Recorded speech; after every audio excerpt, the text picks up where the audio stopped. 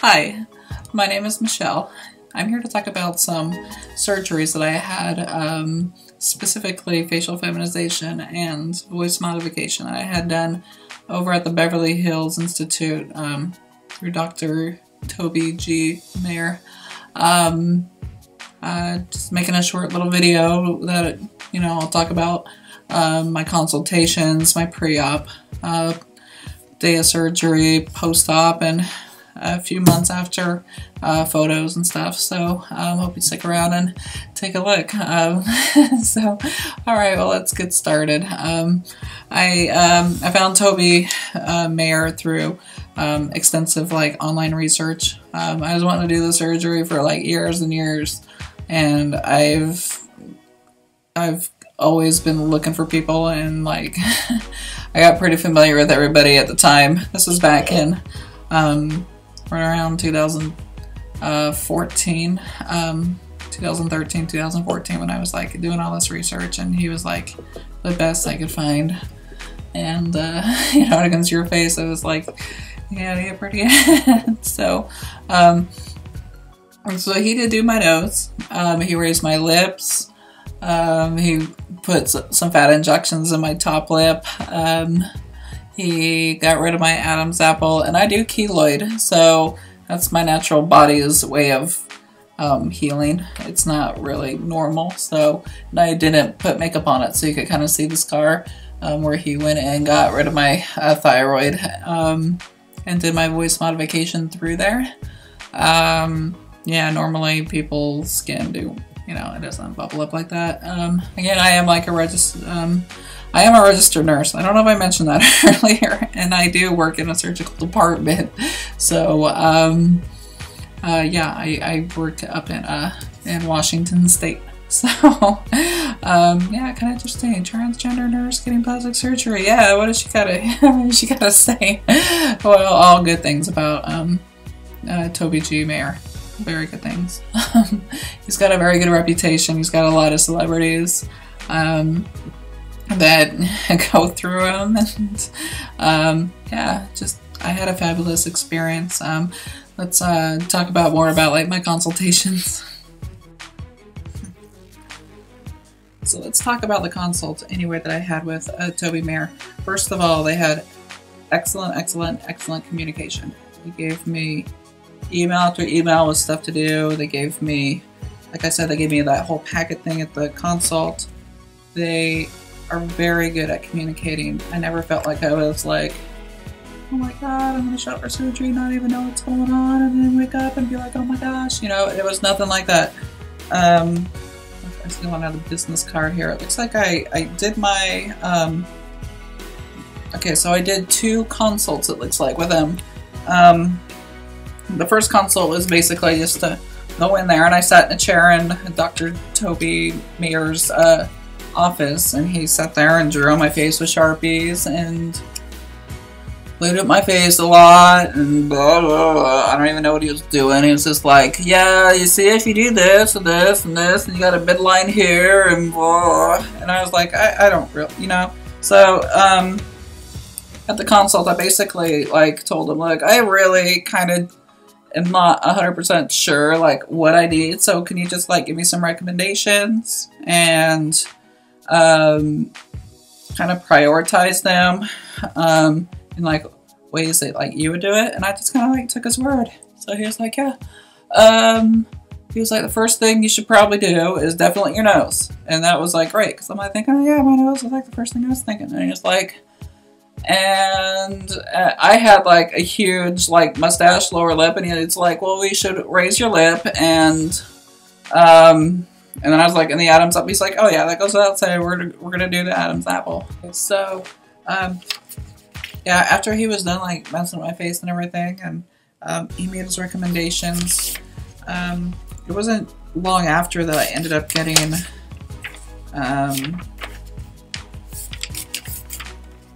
big list, and I'll flash it real fast, but he had all these different prices over here, and it was all here's the recommendations, this is what I would like, and he's I'll see you again in a month, and that was February 2015, according to this paperwork, when my consult was. So,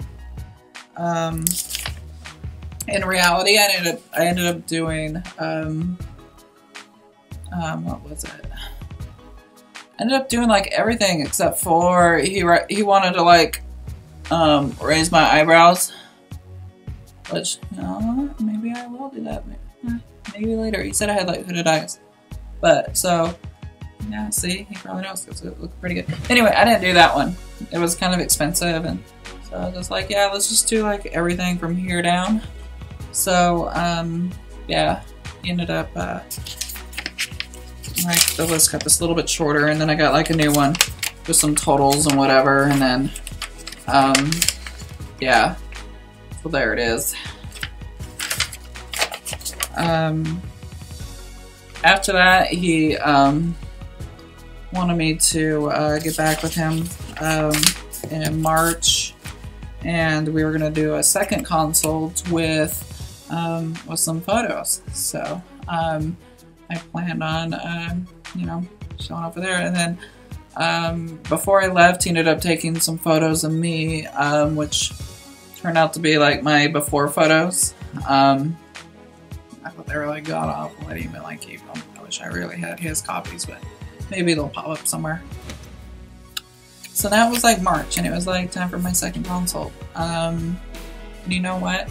This was a consult where I met some of the celebrities that just happened to be in the office that day, and yeah, he let me sit in a room and left us alone, and we got to talk one-on-one. And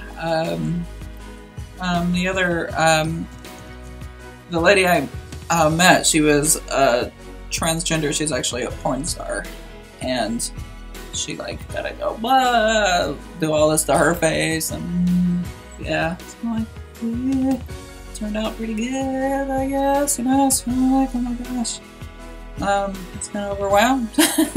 So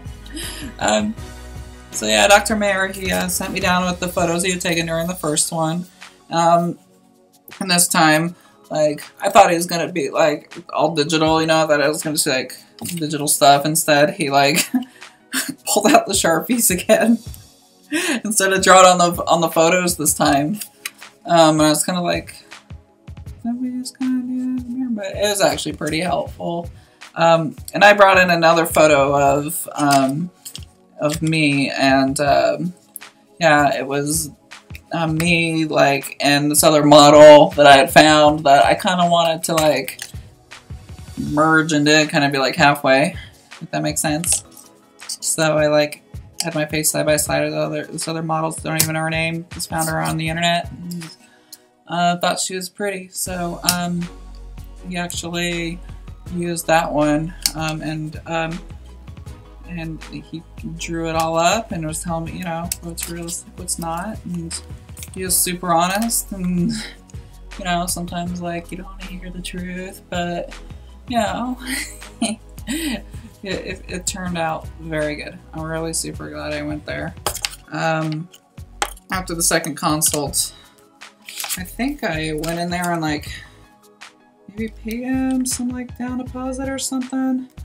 No, that was like back in February. After the first consult, I gave him like a deposit. So yeah, I guess you gotta give him money that first consult, and then like the second consult, it's like, awesome, you know, you're in. You're committed at that point. So anyway, yeah. So now we'll like go up to the events leading up to the surgery. So we got to Beverly Hills the day before the surgery. I was able to introduce Dr. Meyer to my mom, and they did one more, sat me in a chair and put up my face and all. You sure you want to do it? Yep. And that night I went to the hotel. It was a hotel that they didn't provide me with, but they gave me a list of hotels that were nearby that I could pay for out of my own pocket, but they were going to give us good deals, because that's kind of how the hotels and the surgeons are like kind of money, so you got good deals through them. So and that was the hotel that I stayed in for 2 nights, both the day of surgery and the night following. yeah, I spent like, I stayed up all night till midnight, making videos and just like taking pictures of my old face because I knew I was going to be like different in the morning. So yeah, it was kind of, I watched a movie with my mom, but after that I had some time by myself right before going to bed, and it was pretty surreal. I just was like, wow, that's really gonna happen. Never see this noggin again. So that's when I first started kind of grieving my old self. Actually, it was pretty intense. This is my bed over here. It's a lot better than what we like have in like the hospitals. I've got a bag down here that's full of like a whole bunch of meds to like pretty much get me through. A lot of painkillers. There's like antibiotics in there. Yeah, I mean this is like kind of set. I've got like this whole like kitchen area. My mom did pretty good at picking a spot. She's like next door, so this is like the last time you're gonna see this face, see this profile, hear my voice. So I feel really ready. I'm not really nervous or anything. I mean, it's weird. I thought for sure I would be like freaking out right now. I mean, yeah. So, day of surgery. Yeah, I thought I'd be a bit more nervous. Right before walking to the building, I remember just like getting before I went in, I was like, hey mom, we gotta get a picture together. We haven't had like a picture in like years together. I don't even remember my last one with her. And so she's like, yeah, sure. So I remember just standing in the street, we got like a good little picture of us just kind of, right in front of Dr. Meyer's office. I went into the office and they put me in a hospital gown and, kind of explained everything. The office, by the way, the pre-surgical room, pre-op was just spotless. It was really clean. I didn't see anything that was like, that would have alarmed me. And at the time I was in nursing school. So, it was, yeah, I approved. Then they took me to the operating room. Again, I was like looking around for like germs and stuff, but there wasn't anything out of place. Nothing out of place at all. I even remember like, the last thing I remember right before surgery was the, anesthesiologist like putting an IV in my arm, and she like got it right in the first try, and being a nursing student, I'm like, oh wow, that's pretty cool, and next thing you know, I was out. So, when I woke up, they were really good to me. As now as I'm post-op. Well, I can't tell you about during the surgeries. I have no idea. I never even got the video. Never watched it. No. Maybe if I could. I never even thought about like trying to find it, but probably too late. Anyway, post-op.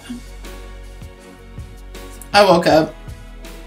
My mouth was dry, and I was like wanting to throw up, which is super common for anesthesia, So it was like I didn't even really have to say, hey, I'm nauseous, and wait for it. It was like, hey, I needed to throw, and then it was like instantly they were like putting like giving me Zofran and I believe it might have been like propylchloroquine, which is kind of like compazine, and yeah, so yeah, it was weird. I was like, I felt like I was on a train, and next thing you know, I'm like, oh yeah, okay, so we're in post-op already. Wonder how it went. My whole face was just like swollen, and I had bandages over my eyes. I really couldn't tell where I was. It was really hard to breathe through my nose. They had like big pieces of gauze in my nose. I mean, they, they rotor-rooted the dang thing, so, yeah. I remember just having to breathe through my mouth, and I had to breathe through my mouth for about a month after that. It was just like the hardest thing. Yeah, they were real nice. I got in a wheelchair, told them I was nauseous again instantly, gave me some more nausea meds, and I ended up making the ride to the to the hotel, and that's where I recovered in bed. I didn't want to eat anything, drink anything. I was hurting, but at the same time, it wasn't like out of control pain. I had some pain pills I was getting, and they worked great. Honestly, I was more, the most discomfort wasn't even pain, it was mostly not being able to breathe.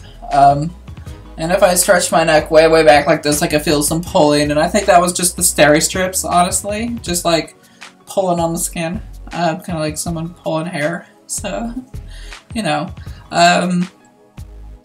yeah, I was kind of nervous because I was getting my nose done, and I was getting my thyroid, and I was getting the voice modification, you know, all at once, and I was like, that's like my whole like breathing apparatus.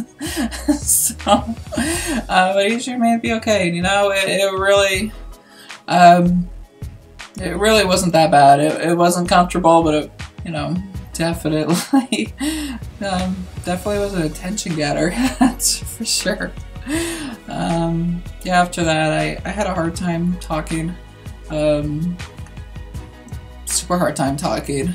I sounded like an old lady I remember. I was like, Mom, can I get something to drink?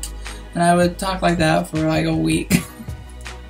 Yeah, so, yeah, a week later, I got to meet with him again, and then he went and made sure everything was okay.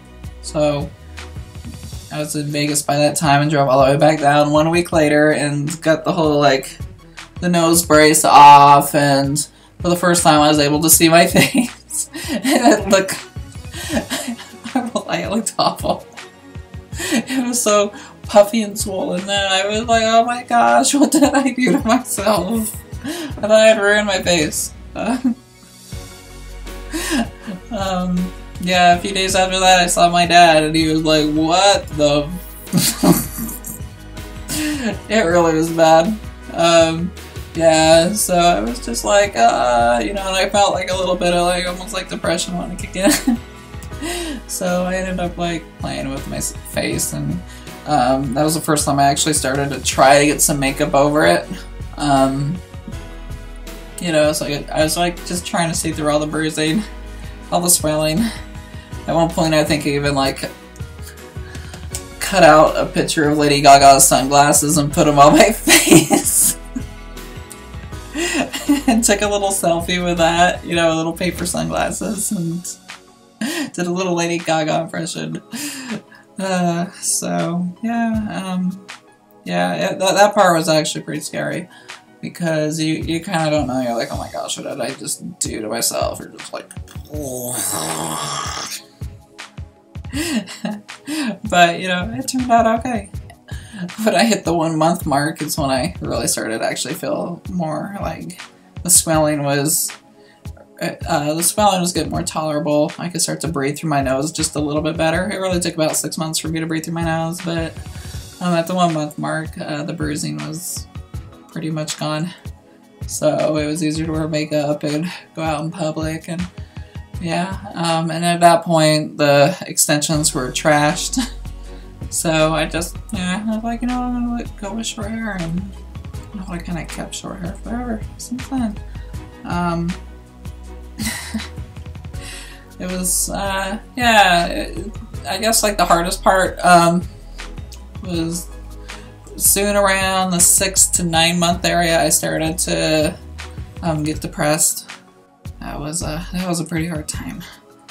But yeah, I got through that. Somehow I got through it. It's hard for me to even talk about that because life's good now. It's real good. It eventually gets better.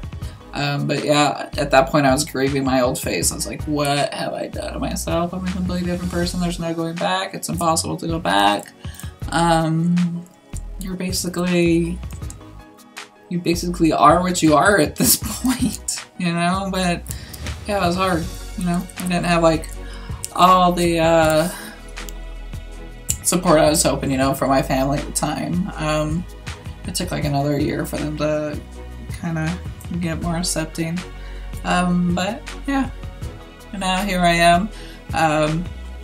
After the depression phase, I started getting the eat phase, and now I got some weight. So I've gained a lot of weight since the surgery. So even though I'm like 2.5 years since the surgery now, probably looking at my 9-month to 1 year photos are probably going to give you a closer idea of you know, my results. Because these aren't bad, because now it's like, you can see what it looks like if you know, get fat after plastic surgery. Yeah, anyway, yeah, life gets good. You gotta get, you know, you gotta have fun, you gotta be positive, and, yeah, I'll try to make another video.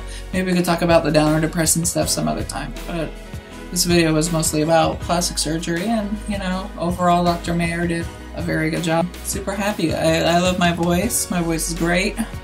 I can't like talk like John Wayne anymore. I can't sing, but that's okay. I used to kind of be able to sing before, but now I definitely can't. Like, your range is definitely leveled out. You really can't go as high or as low as you used to. So, but you're definitely like averaged out in a higher pitch, so I'm like pretty good. Yeah, so that was my whole experience. It's a great place.